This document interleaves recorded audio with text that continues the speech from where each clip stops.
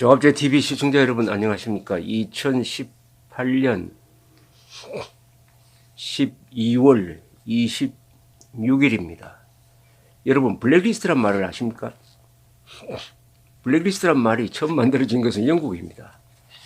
17세기에 청교도 혁명이 일어나 가지고 찰스 1세를 재판을 거쳐서 사형에 처합니다. 참수형을 합니다. 그리고 한 10년이 지나고 나서 클로멜이 죽고, 청교도 혁명의 지도자인 클로멜이 죽고 한 10년 동안 계속되던 공화국이 이제 문을 닫고 찰스 1세의 아들이 다시 왕이 됩니다. 찰스 2세가 등장하면서 블랙리스트를 만듭니다. 아버지를 죽이는 재판에 관여했던 사람들 명단을 만듭니다. 그렇게 해서 보복을 합니다. 그때 재판관으로 참여했던 사람들이 주로 타겟이 되죠. 그래서 뭐 잡혀 죽기도 하고 도망가기도 한 이때 만든 리스트를 블랙리스트라고 합니다. 그런데 이 블랙리스트는 박근혜 정권 때 문화예술계 인사들 중에서 반정부적이고 반사회적이고 반국가적인 작품 활동을 하는 사람들을 탄압하려고 만든 게 아니고, 이런 사람들에 대해서는 국가가 지원을 해서는 안 된다. 국민 세금을 아껴야 되는 정부 입장에서는 반사회적, 반정부적, 반국가적 선동이나 하는 단체에 대해서는 지원을 해서는 안 된다 해서 리스트를 만든 것인데, 그것을 좌파 언론이 블랙리스트라고 몰아가면서 이게 최순실 사건의 여파로서 중요한 수사 항목이 돼가지고 지금 김기춘, 조윤선 여러분들이 이 사건으로 구속이 되었습니다. 재판도 지금 진행 중에 있습니다. 저는 아무리 생각해도 이게 왜 죄가 되는지 알 수가 없습니다. 탄압을 한 게 아닙니다. 탄압을 했다면 이게 양심의 자유, 예술의 자유를 짓밟았다고 볼 수 있는데, 국가가 이런 사람들에 대해서는 국가가 지원을 해서는 안 된다. 예산을 주어서는 안 된다. 국가 시설을 이용하도록 해서는 안 된다는 겁니다. 아니, 국민 세금 보호 차원에서 세금을 제대로 쓰도록 하는 차원에서 당연히 국가가 해야 될 일 아닐까요? 천안함 폭침이 북한 소행이 아니라고, 또는 세월호 침몰해서 무슨 큰 업무가 있는 것처럼 이런 선동을 해대는 단체까지도 예술인들이니까 무조건 국가가 지원해야 된다. 아니, 그러면 특히 좌파 예술인들은 국가 예산을 어떤 경우에든지 타가야 할 권리가 따로 있는 겁니까? 그건 변론을 하고, 이제 이 블랙리스트란 말이 돌고 돌았습니다. 자유한국당이 이제 문재인 정부도 환경부 산하기관의 주로 임원들에 대한 사퇴 종용을 위해서 블랙리스트를 만들었다. 이제 당신들이 블랙리스트 만들었다. 지금 블랙리스트를 만들었다. 그걸 운용하고 있다라고 폭로를 하고 나왔습니다. 이제는 사찰 의혹에 이어서 블랙리스트 의혹이 또 터졌습니다. 참, 칼자루를 잡았던 사람이 칼날을 쥐게 되는 이런 상황입니다. 이 세상이 만만치 않다는 것을 좌파들이 좀 알게 될 것이라고 생각합니다. 좌파들이 자충수로 망하는 것은 오만하기 때문입니다.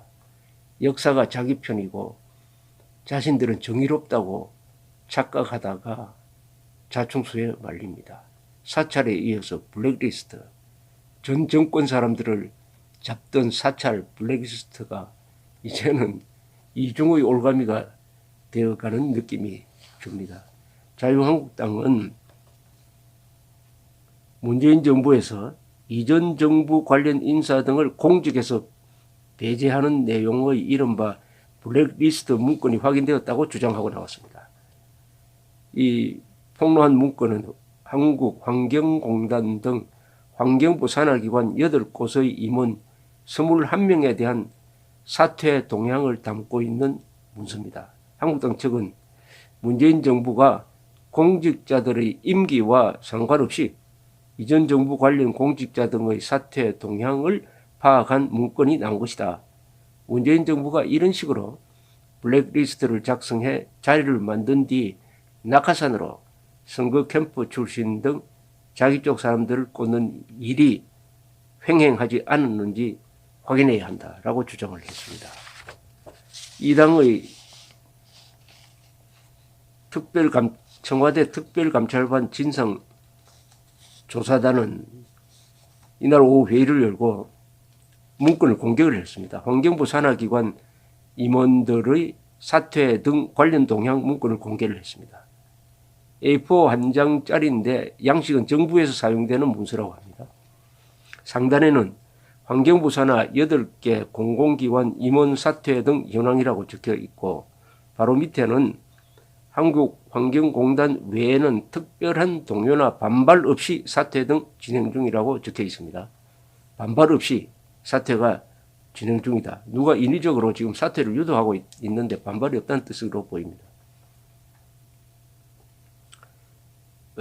이 문서에는 한국환경공단, 국립공원관리공단, 환경산업기술원, 수도권 매립지관리공사, 국립생태원, 낙동강 생물지원관, 환경보전협회, 상하수도협회 임원 21명의 직위와 이름, 임기가 기입된 표가 있는데 가장 오른쪽에는 각 임원들의 현재 상황이 사표 제출 예정, 후임 임명 시까지만 근무, 반발 등으로 분류가 되어 있답니다. 반발이라고 적힌 임원들은 새누리당 출신, KEI 출신이라는 등의 부가 설명이 있었습니다. 21명 중 1명은 현재 상황란에 현 정부 임명이라고 적혀 있었습니다. 그러니까 이것은 성분을 분류한 거죠. 왜 성분을 분류하죠? 임기가 있는 사람인데 임기 끝날 때까지 기다려야 되는데 북한도 아닌데 사람을 성분 분류하듯이 새누리당 출신이라든지 뭐 이런 식으로 분류를 할 필요가 있습니까? 이 문서의 하단에는 명단에 있는 특정 인사에 대해 주석을 달고 최근 야당 의원실을 방문해 사표 제출 요구에 대해 비난하고 내부 정보를 제공한다는 소문, 안종범 전 경제수석이 본부장 임명에 도움을 주었다고 하나 현재는 여권 인사와의 친분을 주장, 새누리당 시의원 출신으로 직원 폭행 사건으로 고발돼 재판 진행 중이라는 이 추가적 설명도 붙어 있었다 이거죠. 그 사람에 대한 신상 정보를 이렇게 적었다. 주로 약점 같은 거 이런 거 적었다는 이야기입니다. 조사단원인 김용남 전 의원은 이 문건은 올해 1월 환경부에서 청와대에 보고한 문건이라며 우리 당에 이 문건을 제보한 제보자에 따르면 제보자는 환경부 간부로부터 1월 15일 무렵 이 문건을 받았다. 환경부 간부는 상부에 사표를 잘 받아내고 있다. 일자리를 저희가 많이 만들고 있다고 보고했다고 한다고 전했습니다. 일자리를 저희가 많이 만들고 있다. 전 정권 사람 밀어내고 새 정권 사람들이 들어올 수 있는 일자리를 많이 만들고 있다고 청와대에 자랑스럽게 보고했다는 주장입니다. 어디까지나 자유한국당의 주장입니다. 앞으로 이제 언론이나 수사가 필요하면 통해서 검증되겠죠. 한국당 측은 제보자의 신원 등에 대해서는 밝히지 않았습니다. 한국당 측은 민정수석실에 있는 모 인사가 해당 문건에 대해 보고를 받았는데 민정수석까지 보고가 이루어졌는지는 확인이 필요하다. 김 전 의원은 이런 주장을 했습니다. 이 문건은 공식적으로 확인된 문재인 정부의 블랙리스트라고 생각한다. 공공기관 임원들의 임기와 상관없이 자신들의 선거 캠프 출신이나 자기 쪽 사람들을 앉히기 위해 일자리를 만들고 있고 이를 얼마나 열심히 하고 있는지를 청와대에서 점검하며 각 부처로부터 받은 내용으로 보인다. 이러면 이제 문제가 커집니다. 이른바 블랙리스트를 전 부처로 확대해가지고 받아서 자기 편 사람 집어넣기 위해서 꼼꼼하게 정리를 했다. 그것도 임기가 있는 사람한테.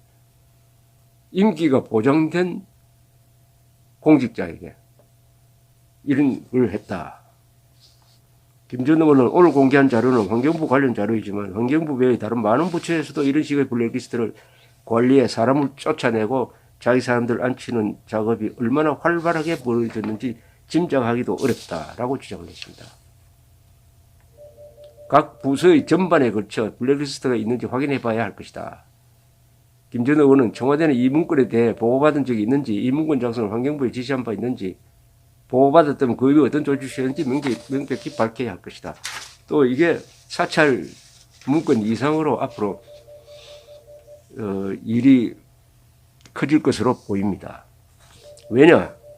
바로 블랙리스트라는 이 올가미를 가지고 김기춘 뭐 여러 사람들을 구속하고 해가지고 박근혜 전 대통령을 적폐로 몰아가는데 아주 효과적으로 써먹었던 정권입니다. 저는 아무리 봐도 박근혜 정부 때 만든 이건 블랙리스트가 아니고요. 이 이게 문제단체 조치 내용 및 관리 방안입니다. 박근혜 전 정권 때 만든 이 문서는 문제단체 조치 내용 및 관리 방안입니다. 여기 문제단체라고 했어요. 반국가적, 반사회적 선동을 하는 좌파 성향 단체가 주로 많습니다만은 그 관리 방안이고 이건 불이익을 준 게 아닙니다. 불이익을 준 게 많은 사람들이 불이익을 줬다고 생각하는데 불이익을 준 게 아니에요. 다만 정부가 지원하지 않도록 했다는 겁니다. 불이익이라는 것은 자기가 당연히 정부 지원을 받을 권리가 있는데 정부가 안 해주었을 때 그건 불이익이라고 볼 수 있는데 어떤 예술인도 당연히 정부 지원을 받아야 될 권리가 있는 거 아닙니다. 정부 지원은 국민이 낸 세금 위 국가의 이념, 국가의 안전, 국민의 생명, 재산, 자유를 보호하기 위해서 제대로 쓰여지느냐? 바로 그거죠. 그런데 천안함 폭침이 북한 소행이 아니다. 세월호 침몰에 다른 음모가 있다라고 주장하는 그런 문화예술 단체나 사람들을 지원 안 해주는 게 죄가 됩니까? 지원해 주는 게 죄가 됩니까? 지원 안 해주는 게 죄가 됐다고 해서 지금 그동안 소동을 벌였는데 여기에 비유하면 이번에 공개된 이게 사실이라면 저는 사실이라는 걸 전제하고 이야기합니다. 사실이라면 이 블랙리스트에 비교도 할 수가 없죠. 왜냐? 당연히 임기를 채워야 할 공공기관의 임원인데 임원을 밀어내기 위해서 리스트를 만들어가지고 그 동향을 조사하고 점검하고 했다는 거 아니겠어요? 이것도 이 정보 파악 자체는 이게 사찰이 됐죠. 사찰.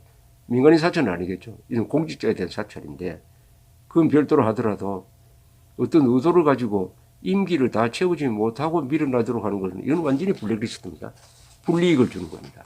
불이익을 주는 거예요. 불이익을 주는 겁니다.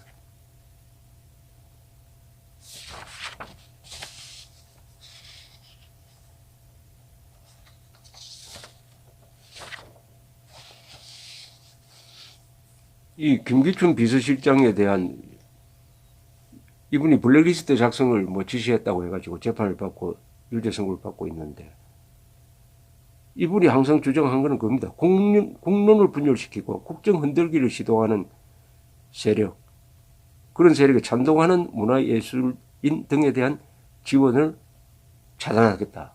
이겁니다, 바로.